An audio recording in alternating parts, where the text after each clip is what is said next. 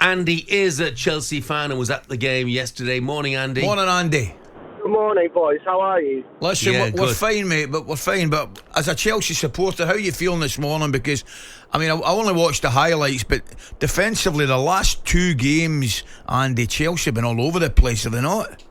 Oh, you know, I'm lucky enough that my father-in-law and brother-in-law are season ticket holders, and my brother-in-law can't get to the games quite as often, so I get to go and watch them quite frequently. But I've got to say, I was listening at 6 o'clock, but I was walking the dog, so I couldn't call in. Saying that Thiago Silva's to blame, Ali, it's a little bit harsh. I mean, you've got Zazi there playing at the back.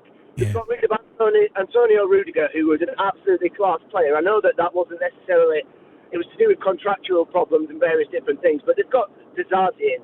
Absolute joke of a defender, to be honest. Thiago Silva's getting past it a little bit, but he's got nothing next to him. Yesterday, there was a moment where Zazi tried to make a pass like 20 yards and absolutely blasted it out for a throw-in under no pressure whatsoever.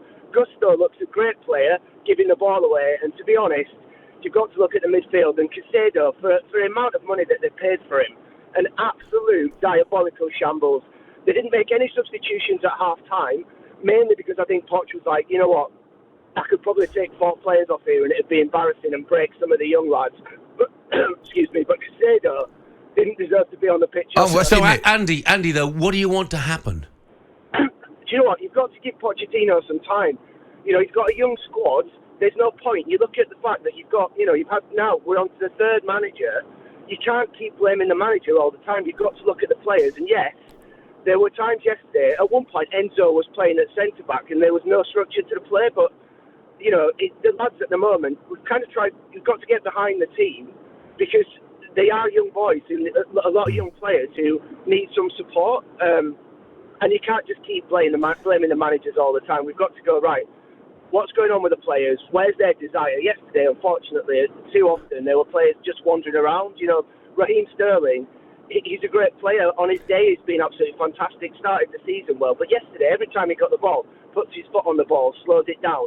Then we end up going lateral passes rather than passing forward.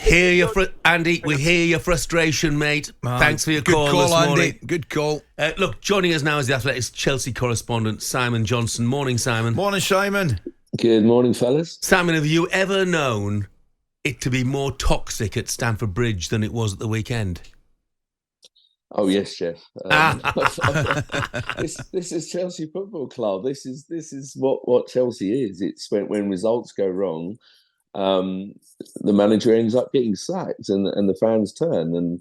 But of course, this is a new regime, new owners. Although the new owners did something Abramovich never did, and sacked 2 managers in one season. So who knows where they go from here? Whether they give Pochettino the time he needs. But what cannot be underestimated was this was a very bad week for Pochettino, and the fans really turned on him yesterday, and the players as well. And that was their first home defeat since October, but it just shows patience is running very thin among the fan base. Simon, I'm looking at it, and I've seen them a few times this year, Chelsea, and they're a shadow.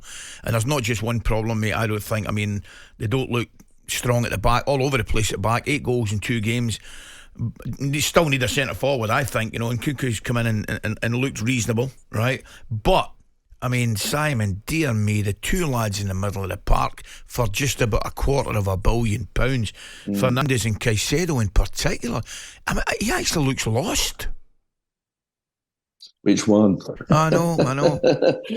I mean, Enzo Fernandez, I have to say, I thought he started his Chelsea career very, very well, very promising in what was a difficult season, second half of the season for Chelsea last year.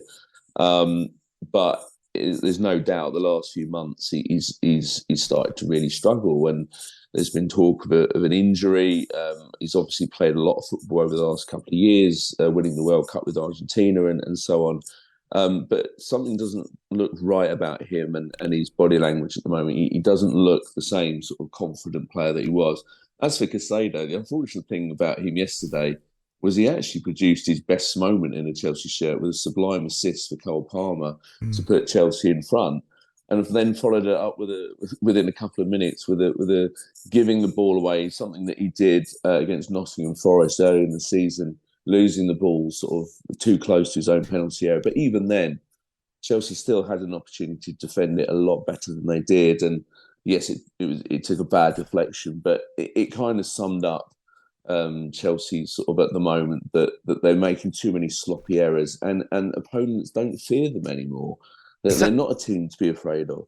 But Simon, changing the manager is not the answer, is it? Changing the manager again. I mean, Pochettino, he didn't buy Mudryk, he didn't buy Jackson, he didn't buy Disasi, you know? What benefit would there be from changing the manager again? Well, from the fans' point of view, they as I sort of touched on earlier, they're used to this hiring and firing policy. So this is why there's no through the last 20 years. So this is why there's very little patience. But I totally get where you're coming from, Jeff, because if the new owners keep talking about project and process and patience, and yet keep firing a manager, who's going to believe them the next time they give a manager a contract and say, right, this is our guy and we're going to give him all the time he needs to turn it around? At some point, you are going to have to show some patience. But Pochettino did say, I'm aware that patience isn't infinite, and the results haven't been good enough. Again, they're on the same amount of points as the same stage as last season under Graham Potter. And I think what's most alarming is that the performances aren't very good, and the lack of character among these players is pretty evident. That when they do have a setback, they seem to just almost give up. It was really quite frightening. Sort of when as soon as Wolves equalised, the heads went down. No one's talking to each other. It just seems a bit of a broken dressing room. But hey, later this month they've got a League Cup final, which I think is absolutely massive for Pochettino. If he wins that, I know it's a very big if at the moment, but if he wins that, then suddenly it's almost like it doesn't matter where they finish in the league.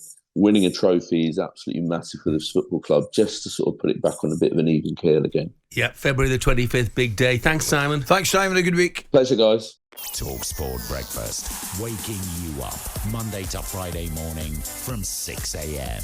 on AM, on DAB, via the talkSPORT app and on your smart speaker. talkSPORT.